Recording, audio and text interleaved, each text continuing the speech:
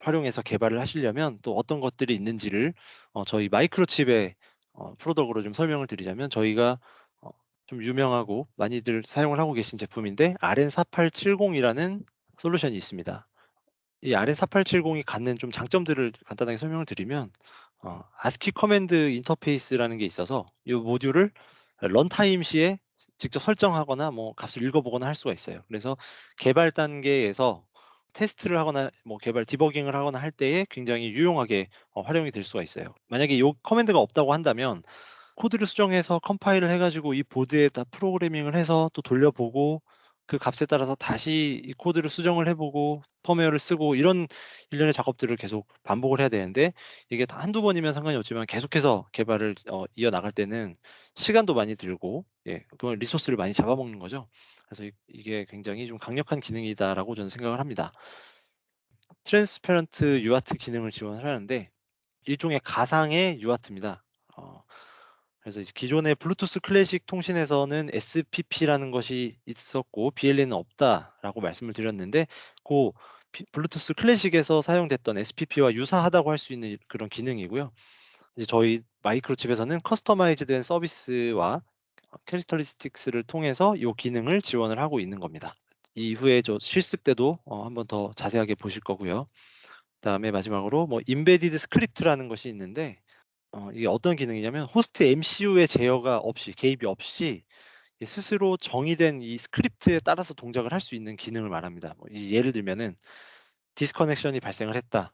그러면 뭐 MCU의 어떤 제어가 없이도 뭐 계속 리커넥트를 위해서 다시 연결을 하기 위해서 시도를 할 건지 아니면 그냥 시도를 하지 않고 그냥 기다릴 건지 그런 것들을 사전에 정의된 스크립트를 통해서 이 모듈이 알아서 동작을 하는 거죠. 그래서 이 기능 또한 굉장히 강력한 장점 중에 하나라고 보시면 될 것 같습니다. 실물 사진을 보시면 4870과 4871가 있는데 뭐 사실상 거의 동일한 제품이다라고 보시면 될 거고요. 요게 폼 팩터만 좀 차이가 있다고 이해하시면 될 것 같습니다. RN4870을 통해서는 뭐 다양한 어플리케이션에 활용이 가능하고요. 요즘에 이러한 다양한 분야에서 활용이 되고 있고 또 아직 현재 개발하는 업체들도 많이 있습니다. 무엇보다 이제 사이즈가 굉장히 컴팩트하기 때문에 뭐 PCB 공간도 좀 세이브를 하실 수가 있겠고요. 그리고 가용 환경은 보시는 것처럼 전압은 1.9 볼트에서 3.6 볼트까지 그리고 온도는 이제 일반은 뭐 영하 20 도에서 영상 70 도, 인더스트리얼 레벨에서는 영하 40 도에서 영상 85 도까지 사용을 하실 수가 있습니다. 저희 RN4870이 BLE 스택을 내장하고 있는데 그 스택이 어떤 구조로 되어 있는지 간단하게 좀 설명을 드리겠습니다. 다 설명드리기는 너무 길어지기도 하고 본 강의에서는 좀 핵심적인 내용만 기본적인 내용만 짚고 넘어갈 거기 때문에 간략하게 설명을 드릴게요. 먼저 이제 GAP 앞서서 말씀드렸던 제너릭 액세스 프로파일인데 얘는 이제 여러 제조사로부터 생산된 BLE 디바이스들이 서로 연동이 될 수 있도록 하는 일종의 프레임워크라고 보시면 됩니다. 그래서 애드버타이징이나 스캐닝 단계에서부터 커넥션이 완료되고 그다음에 데이터 통신을 위한 준비가 끝날 때까지 BLE 디바이스가 취해야 되는 액션, 그러니까 어떤 행동을 해야 되는지 그리고 어떤 상태가 돼야 되는지 그런 액션과 스테이트를 정의하는 그런 프레임워크라고 보시면 됩니다. 그래서 뭐 앞서서 언급됐던 브로드캐스터나 옵저버, 센트럴, 페리퍼럴 이런 역할들이 바로 이 GAP에 의해서 정의됐다고 이해하시면 됩니다. 그리고 옆에 있는 제너릭 어트리뷰트 프로토콜 GATT는요. 어트리뷰트 프로토콜을 이용을 해서 디바이스 사이에 데이터를 전송하는 방식을 결정하는 서비스 프레임워크입니다. 그래서 어트리뷰트라는 거는 서비스랑 그 서비스의 캐릭터리스틱스를 라는 것을 개념을 사용을 하는데 요 어트리뷰트를 보여주는 디바이스 그러니까 "내가 어떤 서비스가 있어."라고 보여주는 디바이스가 바로 서버라고 할 수 있고요. 그다음에 이것을 보는 요청해서 들여다볼 수 있는 디바이스를 클라이언트라고 생각을 하시면 될 것 같습니다. 그래서 아까 초반에 나왔던 장표처럼 RN4870이 어떤 서비스를 제공할 수 있는지 이거를 스마트폰에게 전달을 함으로써 RN4870이 서버 역할로 이해를 했고 저희가 그다음에 스마트폰은 클라이언트라고 제가 말씀을 드렸었죠. 그래서 동일하게 이해를 하시면 될 것 같습니다. 나머지 부분들에 대해서는 한번 궁금하신 분들은 찾아보시면 좋을 것 같습니다. 네, 그래서 이제 RN4870의 유저 가이드 문서인데요. 이걸 보시면 저희가 GATT 서비스에 추가된 트랜스페런트 UART 서비스에 대해서 확인을 하실 수가 있습니다. 그래서 UART ETX와 RX 하는 것들이 각각 UUID가 다른 것을 확인을 하실 수가 있겠고요. 요 UUID가 일단 공식적으로 제공되는 서비스 같은 경우는 이제 16비트로 되어 있는데, 지금 여기 보시면은 딱 봐도 길죠. 이게 128비트거든요. 요 128비트로 되어 있는 거는 커스텀 서비스고요. 그다음에 이게 짧게 16비트로 되어 있는 거는 커스터마이즈 서비스가 아니라 공식적으로 제공되는 그런 서비스라고 이해를 하시면 될 것 같습니다. 그래서 이 UUID만 봐도 기본적으로 제공되는 건지 아니면은 커스텀 서비스인지를 아실 수가 있습니다. 그리고 왼쪽 표 이쪽에 보시면은 프로퍼티라고 되어 있는데, 요게 notify, write without response 뭐 이렇게 있죠. 그래서 이게 각각의 프로퍼티가 어떤 걸 의미하는지를 이제 알려주는 게 이쪽 오른쪽에 있는 표가 되겠습니다. 그래서 각각 캐릭터리스틱스는 프로퍼티라는 어떤 그런 속성 값을 가지고 있는데요. 보이시는 요 내용 갖고는 직관적으로 딱 와닿지 않을 수도 있기 때문에 좀 짧게 첨언을 드리자면, 요 리드는 GATT 클라이언트가 값을 읽을 수 있다라는 겁니다. 그리고 write without response는 GATT 클라이언트가 값을 기록을 할 수가 있는 거고, 그다음에 그냥 write는 write 후에 리퀘스트와 리스판스가 순차적으로 발생을 하게 되는 그런 프로퍼티입니다. 그리고 notify는 만약에 밸류가 변경이 되면 GATT 클라이언트에게 그것을 알려주는, 알람을 띄워주는 그런 노티파이를 준다는 거죠. 알려주는 그런 기능이 되겠고, 그다음에 이제 인디케이트 같은 경우는 노티파이와 동일한 동작을 하긴 하는데 그 이후에 GATT 클라이언트로부터 컨펌을 받는다 정도의 차이만 있습니다. 그래서 그렇게 이해를 하시면 좋을 것 같고, 더 자세한 내용은 저희 유저 가이드 홈페이지에서 다운 받으실 수 있거든요. 유저 가이드를 참고하시면 더 자세한 내용 확인하실 수가 있습니다. 계속 GATT에 대해서 좀 설명을 드리고 있는데, 그거에 대해서 자세하게 좀 더 설명을 드리자면, GAP에 의해서 이 디바이스가 연결이 되고 그다음에 데이터를 주고받을 준비가 끝나면 요 이후부터는 이제 GATT에 의해서 어떤 기능이 있고 어떤 데이터를 보내고 이런 것들이 이루어지거든요. 그래서 이제 BLE 표준 같은 경우는 일반적으로 뭐 사용되는 기능이나 뭐 데이터들을 미리미리 프로파일로 정의를 해 두었는데, 요 지금 설명드리는 요 트랜스페런트 UART 서비스 같은 경우는 표준에 의해서 정의된 서비스가 아니고 저희 마이크로칩에 의해서 만들어진 그런 커스텀 서비스입니다.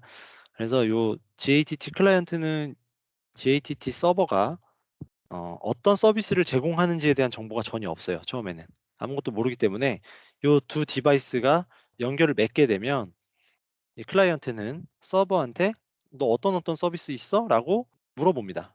그래서 요거를 이제 서비스 디스커버리라고 하는데, 요 서비스 디스커버리라는 것을 보내면 요 GATT 서버는 자신이 서비스할 수 있는 이 목록들, 내가 어떤 것들을 기능을 할 수 있는지를 다 이쪽으로 보내주게 되죠. 다른 예로 설명을 드리면, 스마트폰이 RN4870 모듈과 연결을 하고 나서 서비스 디스커버리를 보냅니다. 그러면은 RN4870이 "나는 트랜스페런트 UART 서비스라는 거를 제공을 할 수 있어. 뭐 그리고 또 이것저것 더 할 수 있어."라는 서비스 목록이라고 이해를 하시면 되는데, 서비스 목록들을 이쪽으로 스마트폰에게 보내주게 되죠. 그러면 이제 스마트폰은 그 기능을 요청하거나 뭐 쓰거나 그렇게 할 수 있게 되는 그런 과정이 진행이 됩니다. 그리고 이제 이 과정에서는 트랜스페런트 UART 서비스의 TX와 이 RX가 가진 밑에 보이시는 캐릭터리스틱스도 같이 포함이 되기 때문에, 클라이언트는 TX를 위해서 어떤 UUID를 사용을 해야 되는지, 요 값들 있잖아요. 좀 전에 말씀드렸던 128비트 이런 것들을 이 서버를 통해서, 서버가 주는 정보를 통해서 알 수가 있게 되는 거죠. 그러면 이제 결국은 서버로부터 받은 이 서비스를 가지고 그 이후에 데이터 통신을 서로 주고받게 되는 겁니다. 화면에 있는 이 홈페이지 URL로 따라가시면은 조금 전에 보여드렸던 요 4870 모듈에 대한 자세한 내용, 그 유저 가이드 포함해서 데이터 시트나 이런 것들을 다운받으실 수 있으니깐요. 한번 참고해 보시면 좋을 것 같고요. 예, 그래서 아까 제가 말씀드렸던 그 4870 이 ASCII 커맨드도 지원을 하고, 그다음에 트랜스페런트 UART도 지원을 하고, 임베디드 스크립트도 지원을 한다고 이렇게 말씀을 드렸는데, 요 그림 같은 경우는 그 말씀드렸던 커맨드를 통해서 이 모듈을 제어하는 동작을 나타낸 겁니다. 그래서 일단 뭐 기본적으로 MCU로 제어하는 기존 제품에다가 RN4870을 이렇게 추가를 한 형태라고 이해를 하시면 될 것 같고, 그렇게 추가를 해서 요 하나의 어플리케이션이 여기는 이제 BLE 디바이스라고 표시가 되어 있는데, 쉽게 이해하시려면 스마트폰이다, 뭐 이렇게 이해를 하시면 더 좋을 것 같습니다. 그렇게 서로 연결되는 그런 그림이고요.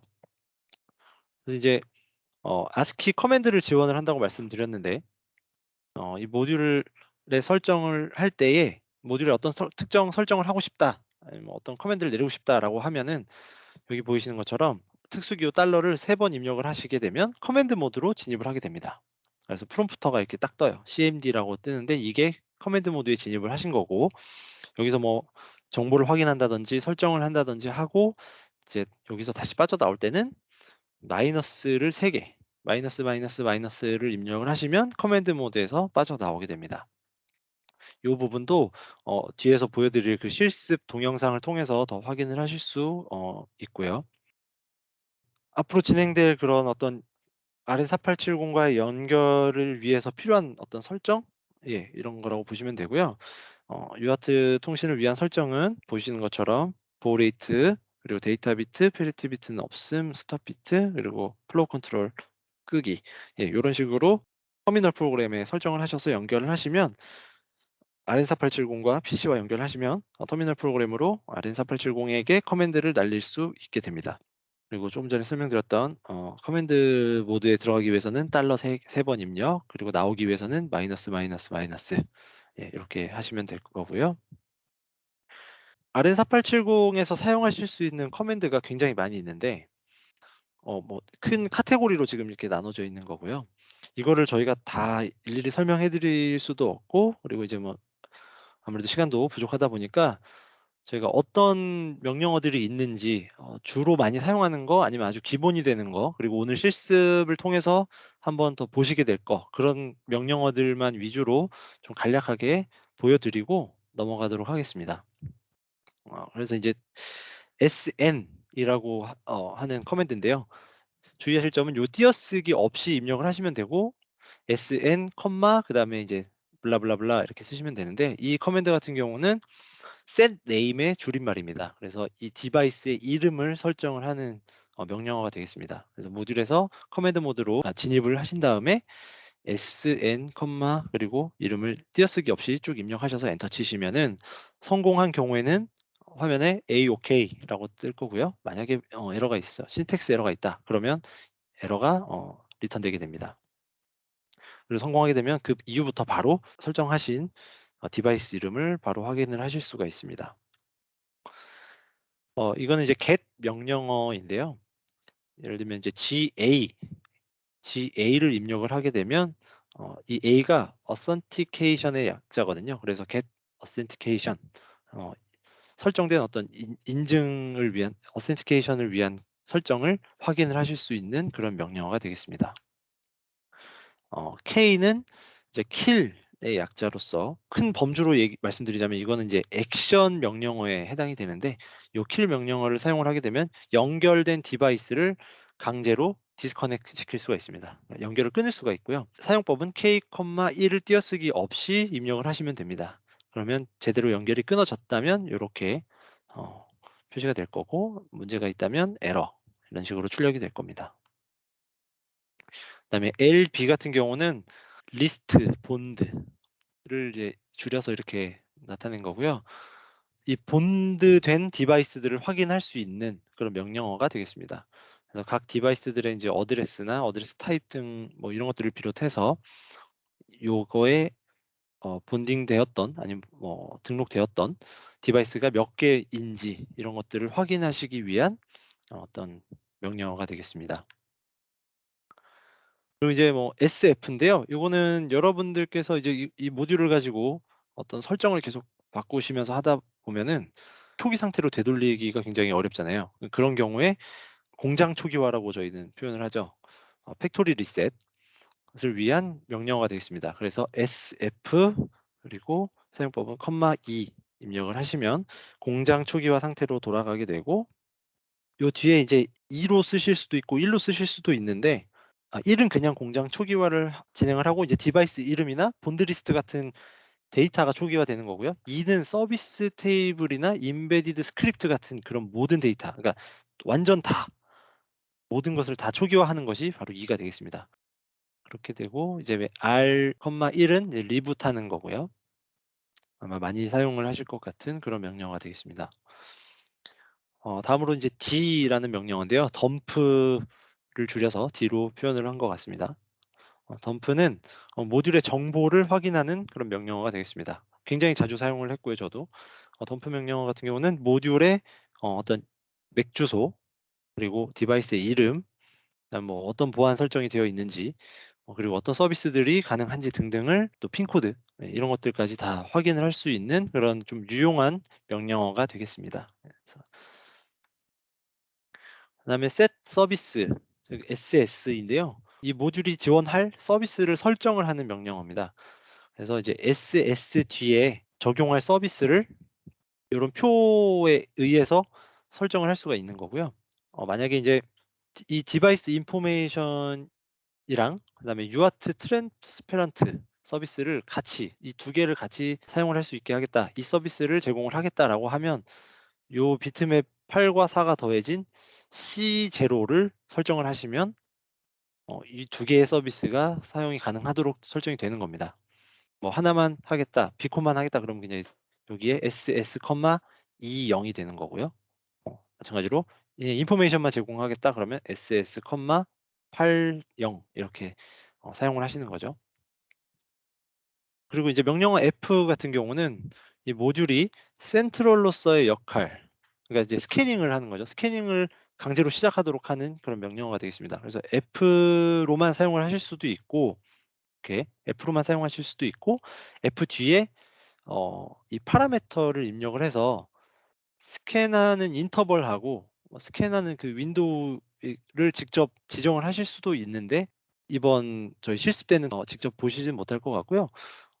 저희는 디폴트로 진행을 할 거기 때문에, 예, 그렇습니다. 그래서 뒤에 옵션이나 요거에 대한 내용들은 문서를 참조하시면 될 것 같습니다. 그리고 이제 마지막으로 커넥트 명령어가 되겠고요.